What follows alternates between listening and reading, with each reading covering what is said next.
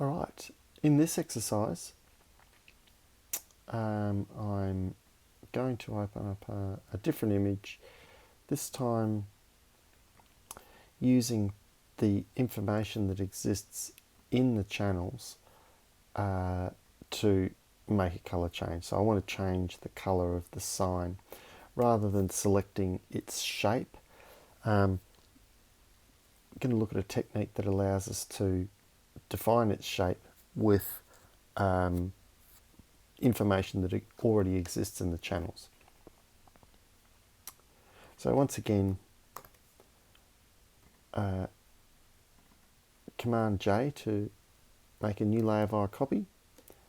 Go ahead and rename, it's always a good idea. Now in the channels, we saw that Command 2 is the composite channel, Command 3 shows the contents of red, Command 4 for green, Command 5 for blue. Now what I'm wanting to see in this channel information is which channel offers the most contrast as the basis for making a selection, and it looks to be the red channel.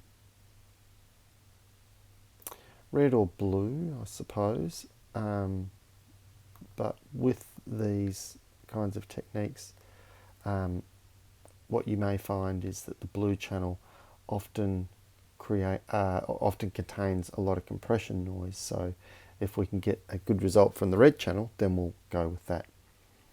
So okay, so what I'm wanting to do is to drag to the new layer icon to make a copy of the red channel, and then I'm going to work with a layer adjustment, or a levels adjustment on the layer, I beg your pardon. And what I'm wanting to do is to keep the sign completely white and turn the blue sky completely black, and without damaging too much of the pixel information. So I'm just going to drag in the white point inside that area there, and then the black point to blacken as much as possible of the background, the sky.